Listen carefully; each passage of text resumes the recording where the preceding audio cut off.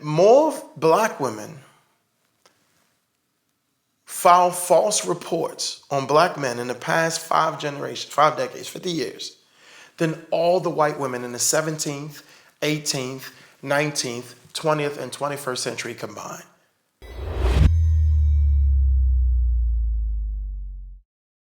I actually have a personal situation with that. I have a cousin who was in jail. He was in jail for over 10 years, and he was still racking up child support. And my aunt had to pay some of it. He had like $100,000 in child support. But my question is, so while he's in jail, who is taking care of the children, though? He wasn't taking care of the children. It's left on this woman. So it's not left on her, right? So if the father's involved, the state gets maybe 2 times the funding if the father's involved. If the father's not involved, the federal government gives him 5 times. I'm talking about these ones that are in jail. Right.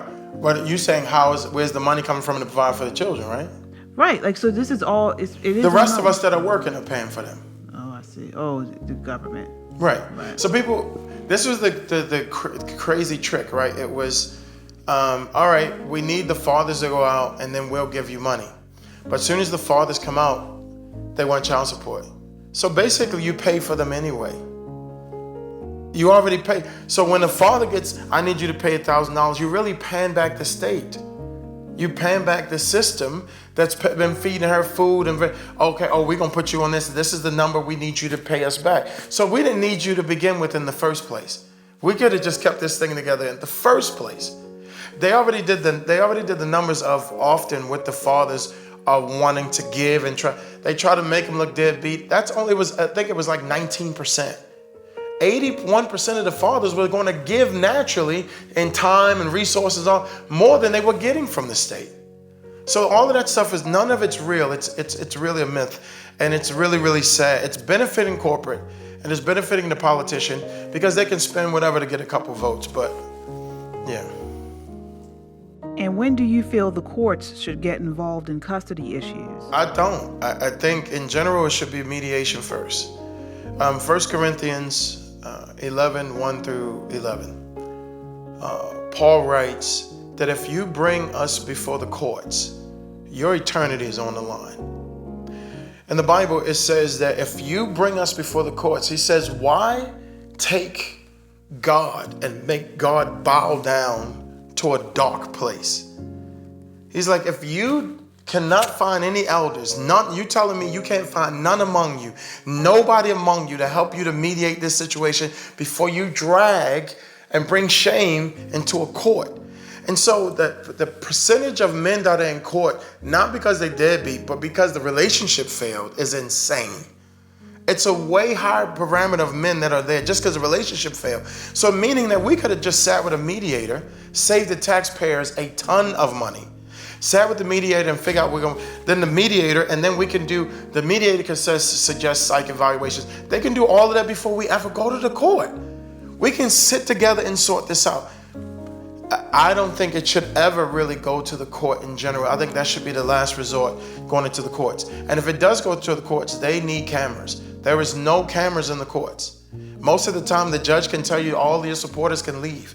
They have everything in the vacuum. Judge Judy, not just her, but thousands of judges and attorneys are saying this needs reform. We need cameras in these courts. And then I know firsthand, once you get a verdict, what a lot of people don't know is once a verdict is said, the judge will tell you, you cannot talk about this trial publicly to anyone or I'll hold you in contempt, and you can be 6 months in jail.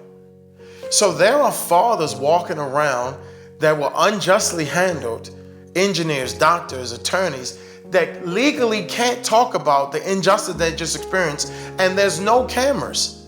They can buy the transcript, they can buy the entire court hearing, but they can't play it for anybody to let you even hear any injustice. There are 1.5 million restraining orders that go out a year in America. 80% are proven to never happen. Right now, black women. Oh, I want to go, if I could. What do you mean? What do you mean to never have happened? meaning it was proven the person wasn't in town. They weren't around. This cost them their job, their lives, their career. 1.5 million restraining orders. Almost 80% are proven to be false. They didn't happen. You mean they weren't needed? No, meaning the person didn't commit this restraining order you took them out for, that cost them their job, that cost them this, that cost them that. It never happened. And so somebody's lives, 8 out of 10 times, is ravaged. When they did the numbers, they showed that more black women filed false reports on black men in the past 5 decades, 50 years, than all the white women in the 17th, 18th, 19th, 20th, and 21st century combined. 6 times more black women. And so when they like to talk about marriage and family, do black men trust what you whispered in your poetry, or do we trust these statistics?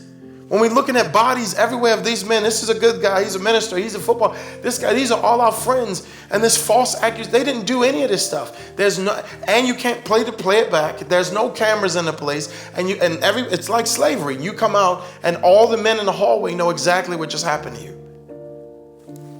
And it's on document that is proven to be false. There's nothing you can do.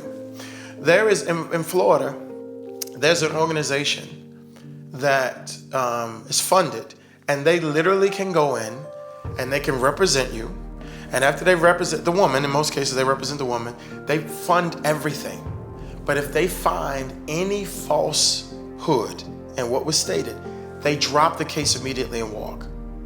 We asked the attorneys, we actually asked them, how many of them are deemed false? Said over 50%. We said, well, what do you do to the men? And you guys are the biggest attorney. Y'all went to, and they didn't got restraining orders. They've been stripped. They said, we can't, by law, we can't. So you can't go fix what was done? We just leave. So the guy just sees the case was dropped. But he said, well, what about my children? They went to another, nothing. 50% of the cases are deemed false. Never happened.